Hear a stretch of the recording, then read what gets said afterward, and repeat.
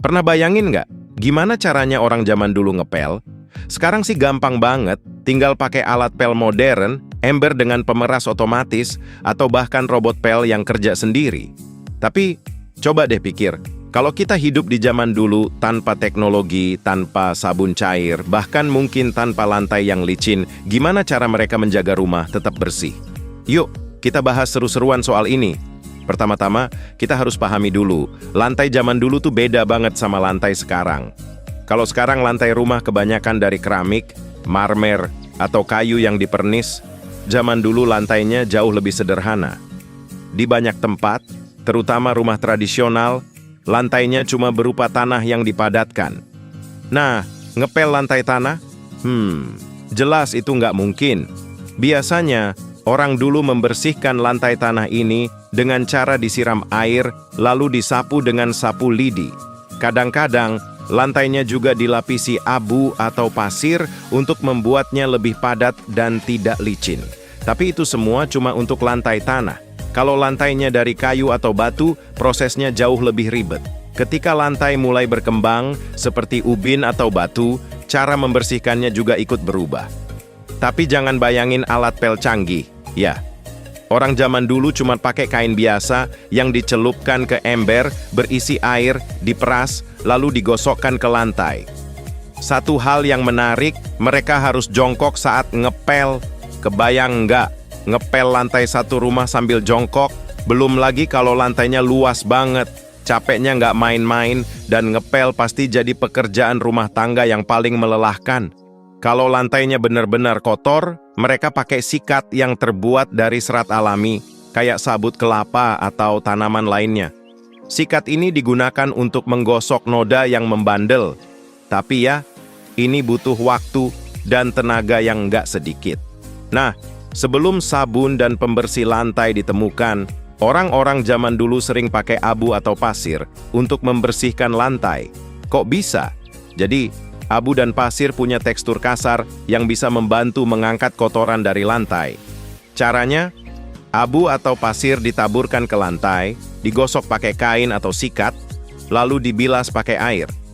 Menariknya, metode ini nggak cuma bikin lantai bersih, tapi juga bikin permukaan lantai jadi kesat dan nggak licin.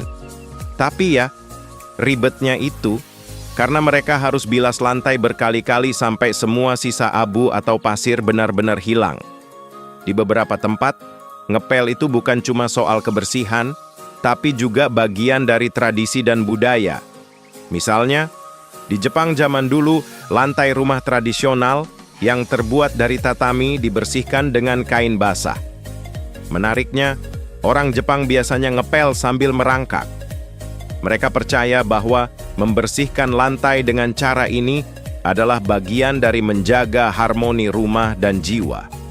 Di Indonesia sendiri, rumah tradisional biasanya punya lantai tanah atau kayu. Membersihkan lantai ini sering dilakukan dengan sapu lidi, kemudian dilap basah pakai kain. Menjelang acara-acara besar, seperti pernikahan atau hari raya, membersihkan lantai bahkan jadi ritual khusus yang melibatkan seluruh anggota keluarga. Alat pel modern yang kita pakai sekarang ternyata punya sejarah panjang loh. Di Eropa abad ke-19, orang mulai menciptakan alat pel sederhana dengan gagang kayu. Ini jadi solusi untuk menghindari keharusan jongkok saat ngepel. Gagang kayu ini kemudian dilengkapi dengan kain di ujungnya yang bisa dicelupkan ke ember berisi air. Pada awal abad ke-20, muncul ember khusus yang dilengkapi dengan pemeras kain. Dari sinilah alat pel modern mulai berkembang. Tapi perlu diingat, alat-alat ini awalnya hanya populer di kota-kota besar. Di daerah pedesaan, orang-orang tetap mengandalkan kain dan cara manual. Kalau dibandingkan dengan zaman dulu, ngepel di zaman sekarang jelas jauh lebih gampang. Ada alat pel yang bisa diperas otomatis, ada yang pakai teknologi semprotan air, bahkan ada robot pel yang tinggal kita nyalain dan dia bakal ngepel sendiri. Tapi coba deh bayangin kalau kamu harus kembali ke zaman dulu. Harus jongkok, gosok lantai satu persatu, dan bolak-balik bilas kain. Rasanya bersyukur banget kan? Ada teknologi modern. Ngepel zaman dulu itu nggak cuma soal bersih-bersih. Di banyak budaya, kegiatan ini punya nilai sosial yang kuat.